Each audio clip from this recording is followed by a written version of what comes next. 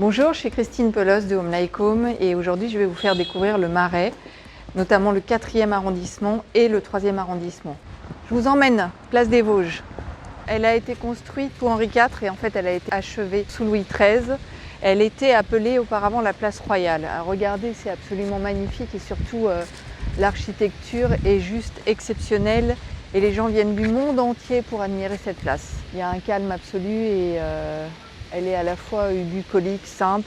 Vous pouvez aller sur le gazon. Beaucoup de personnes font du sport, comme on peut le voir. C'est aussi lieu de rencontre des familles, des enfants qui viennent jouer dans les bacs à sable. Et c'est surtout le lieu de prédilection de nombreux touristes qui se promènent dans le Marais. La particularité, c'est qu'on n'est pas du tout dans l'immeuble haussmannien comme vous pouvez le voir. Donc il n'y a pas d'ascenseur. 98% des appartements, des immeubles dans le Marais n'ont pas d'ascenseur. Et particulièrement sur la place des Vosges.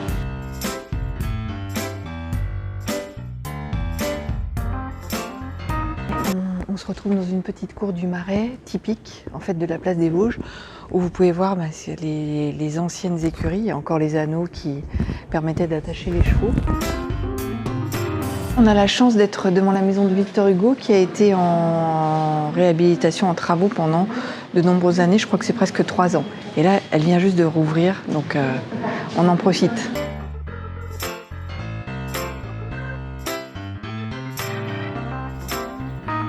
Alors ici, on est dans l'hôtel de Sully, qui est un magnifique hôtel particulier construit au XVIIe siècle, qui était à l'époque occupé par la grande bourgeoisie et qui est ensuite devenu une manufacture comme beaucoup d'hôtels particuliers qui ont été transformés dans le Marais après la Révolution de 1789.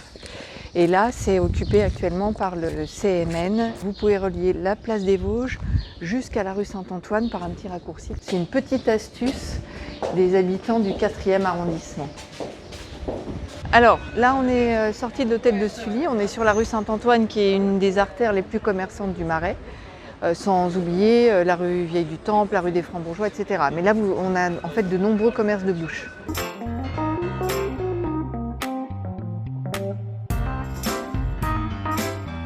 On est dans le quartier Saint-Paul qui est le cœur du Marais, avec la proximité de la ligne 1 qui vous permet de traverser Paris d'est en ouest, aussi bien de la Défense jusqu'au château de Vincennes en 20 minutes à peu près avec une ligne automatique. Vous avez aussi la ligne 8 qui vous permettra de découvrir un petit peu plus le quartier du 11e, 12e et vous avez surtout un accès direct gare de Lyon. Là, on va rue du Prévost rejoindre la rue Charlemagne et le village Saint-Paul. C'est en fait une des plus anciennes rues de Paris et c'était typiquement ce qu'on trouvait dans le Marais, c'est-à-dire des rues extrêmement étroites qui à l'époque étaient très mal famées.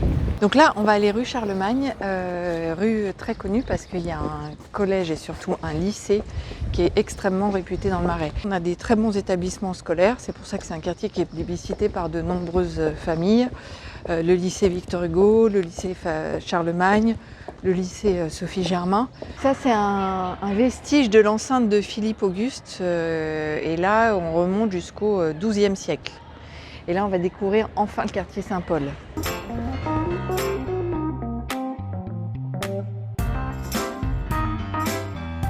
Qui a été entièrement réhabilité, vous pouvez le voir avec des pavés en bois, les portes en bois et qui regroupe en fait de nombreuses habitations et beaucoup de logements sociaux. Donc là, ça a été en travaux pendant pareil 2-3 ans. On y va. Les petites maisons pour les oiseaux. Régulièrement, il y a des brocantes qui sont organisées le week-end. Donc il faut bien surveiller le planning. Et en fait, partout, vous avez des petits passages qui vous permettent de vous retrouver rue Saint-Paul. Et là, on va prendre un petit passage secret qui va nous emmener vers les quais. Quand on est là, on n'a pas l'impression d'être à Paris.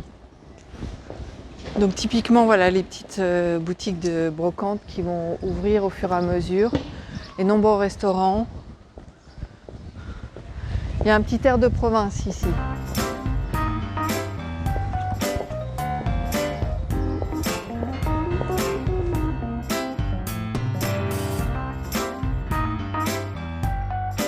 On va arriver sur les quais, en fait, on est rue de l'Ave Maria, qui est la fin du quartier du village Saint-Paul. On arrive sur les quais de Seine et là, dans un univers beaucoup plus bucolique, on va dire, un petit peu plus calme et surtout on voit en face, les magnifiques habitations de l'île Saint-Louis. On est à la frontière du Marais, puisque délimitation par l'île Saint-Louis, qui ferme le Marais. De l'autre côté de la Seine, on arrive dans le 5e, et là on est dans le 11e, limite 12e, à quelques mètres de la gare de Lyon. Là on est à la fin du Marais.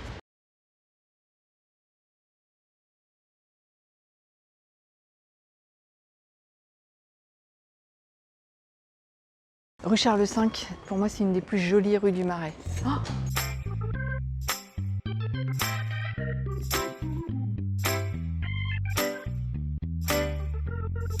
les Trois Chocolats, une des meilleures chocolateries du Marais. Bonjour, je voulais juste montrer votre chocolaterie, pâtisserie que j'adore. Donc là c'est artisanal, c'est japonais à l'origine. Les pâtisseries sont absolument dingues. On est rue de Turenne, qui est une des artères principales du Marais. Là, on a visité de nombreux appartements Ecom Lycom en 18 ans. Et la spécificité en fait, de cette architecture, on n'est pas du tout dans le style haussmannien, pas de parquet moulure cheminée, on est plutôt dans ce qu'on appelle le style Marais, c'est-à-dire poutre tomate. Là, on est dans une petite rue du Marais qui s'appelle la rue du Foin.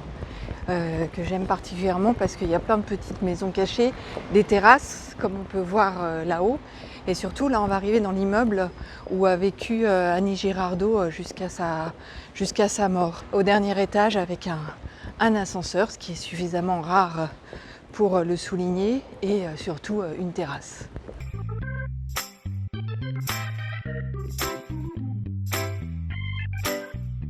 Donc le Marais est aussi réputé pour son nombreuses galeries. Je crois qu'il y a plus de 85 galeries actuellement. Et ça, c'est la galerie Polka.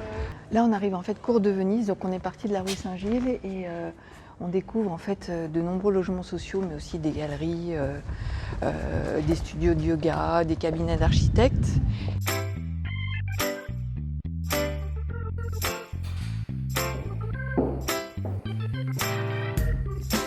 Je suis une grande passionnée de photos et j'ai découvert la galerie Polka il y a une dizaine d'années, et ils organisent des expositions qui sont ouvertes au public.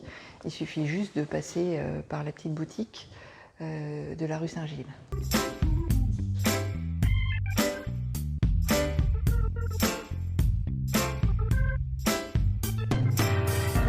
J'ai adoré cette expo, notamment la photo de Mustang. On va aller manger un petit morceau là, on est sous la pluie donc il faut en profiter. Là, on arrive dans le square Saint-Gilles Grand Veneur, qui est en fait une résidence privée avec pas mal d'habitations. Un square magnifique avec des roses, et là on est à l'arrière en fait d'une galerie très connue dans le Marais qui s'appelle Perrotin. On découvre des sublimes hôtels particuliers.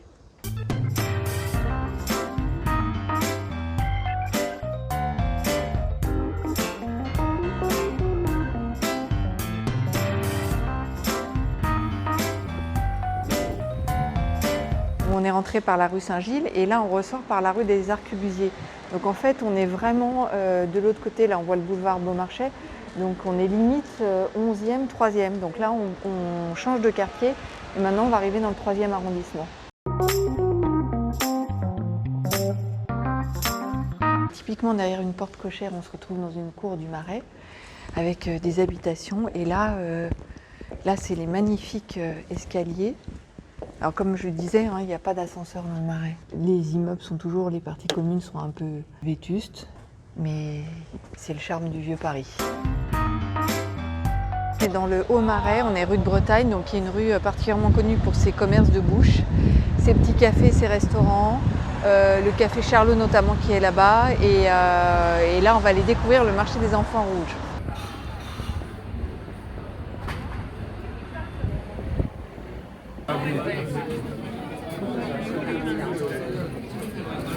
Moi je connais ce marché depuis très longtemps parce que j'ai habité rue de Bretagne il y a une quinzaine d'années.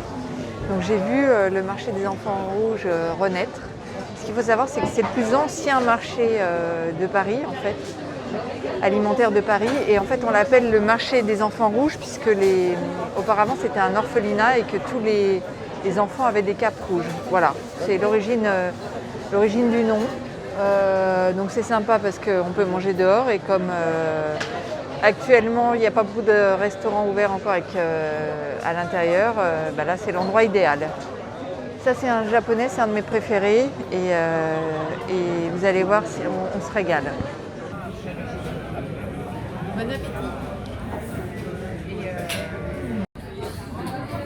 Là, on a quitté la rue de Bretagne. On est toujours dans le quartier du Carreau du Temple. Et on arrive justement au Carreau du Temple qui a été complètement réhabilité. Je crois que ça a été 3 à 4 années de travaux. Alors, le Carreau du Temple, en fait, c'était une halle à l'origine où on vendait des vêtements bon marché. Donc, c'était en fait une friperie.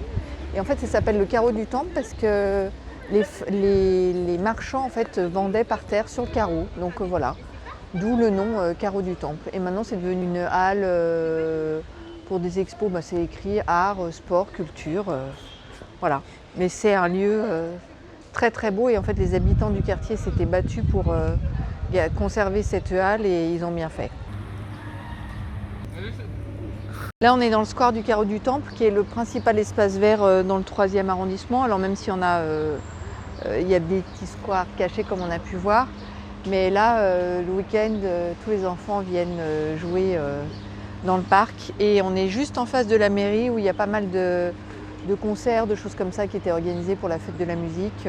Voilà, j'espère que ça aura lieu cette année.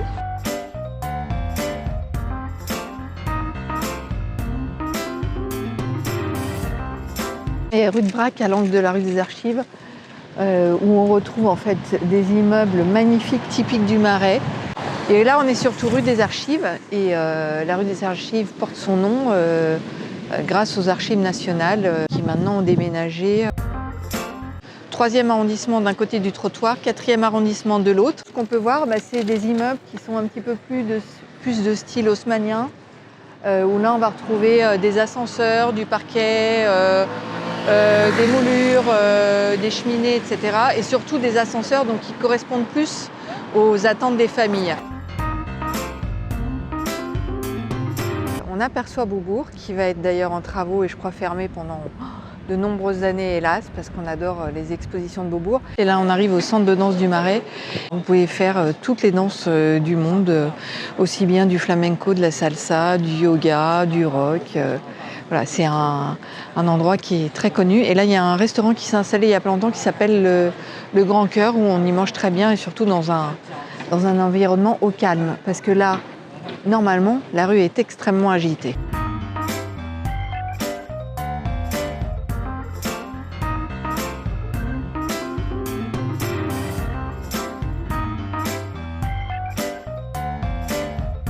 Alors là, on est rue Sainte-Croix de la Bretonnerie, on est dans le cœur du quartier gay. Alors, expliquer pourquoi le Marais est devenu un quartier gay. En fait, il faut remonter aux années 70, où en fait, c'était un quartier qui était hyper mal famé, parce que les immeubles étaient abandonnés, les hôtels particuliers aussi. Et en fait, la population gay a commencé à venir dans ce quartier et à redynamiser avec l'ouverture de bars, de restaurants, etc. Donc clientèle un peu branchée et qui a relancé complètement ce quartier. À proximité du BHV, il y a un ou deux bars qui sont très connus et il y a quelques boutiques de décoration, notamment Flux, qui a investi la rue avec 3 magasins et surtout l'enseigne Italie extraordinaire quand on aime la nourriture italienne.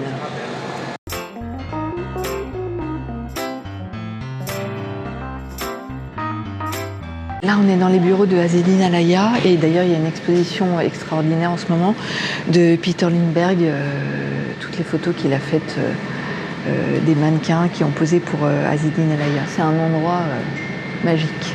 Et il y a une librairie, bien sûr, sur la mode. Ça, c'est un immeuble qui a été réhabilité, qui a été transformé en hôtel, entièrement réhabilité par Starck. Et c'est un style pas commun dans le Marais, puisqu'on est vraiment dans les années 20. Je vais vous faire découvrir la cour d'un hôtel particulier qu'on avait déniché pour un de nos clients, qui est juste sublissime.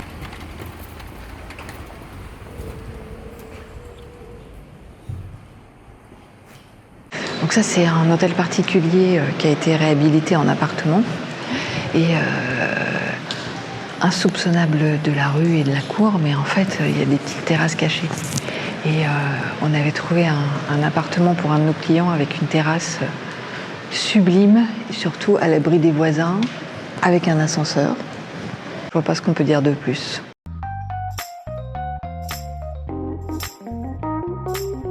Moi, j'adore ce quartier, qui est très vivant et qui regroupe bien entendu les meilleurs restos falafel et pâtisseries juives. Chez Marianne, un des plus connus, très éclectique, hein. On passe de tradition juive à Yann Couvreur, pâtissier que j'adore. Là, le plus connu, c'est l'As du falafel, mais pour moi, c'est loin d'être le meilleur. Je vous emmène pour découvrir le meilleur. J'espère qu'il est ouvert. Il est ouvert. J'adore sa vie, sa brasse. Alors, on ne fait pas beaucoup de recherches d'appartements dans le coin. Mais moi, c'est un coin que j'apprécie particulièrement. Et ça, c'est mon restaurant préféré que j'ai découvert à Tel Aviv, qui s'appelle Miznon, qui est aussi dans le 10e arrondissement maintenant à Paris. Et à côté, il y a Schwartz aussi, qui est très connu, mais là, c'est le meilleur kebab que j'ai pu manger. Pour moi, c'est une des meilleures boulangeries du Marais, mais chut.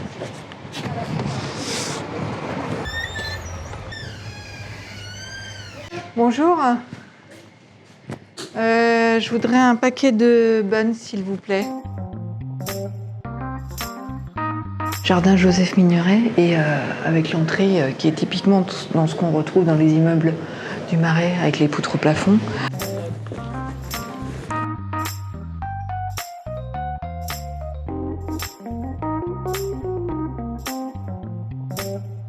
Et là, on voit le magasin Uniqlo qui était à l'origine une ancienne fonderie. C'est juste incroyable. Derrière une porte, la bibliothèque historique de la ville de Paris. C'est tellement magnifique. Là, on est rue des Francs-Bourgeois. Je ne la présente plus parce que tout le monde connaît ou presque. C'est là où vous venez le dimanche, le week-end pour faire vos courses, puisque tout est ouvert dans cette rue. Il faut savoir que maintenant, c'est que des magasins de fringues, de vêtements. Auparavant, c'était que des métiers de bouche.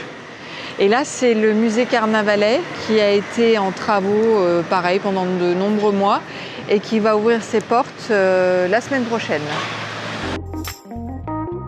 Donc là, c'est une des merceries les mieux achalandées de Paris. Voilà, encore une rue, une cour pavée du Marais, une cour cachée que vous ne voyez pas quand vous êtes de la rue.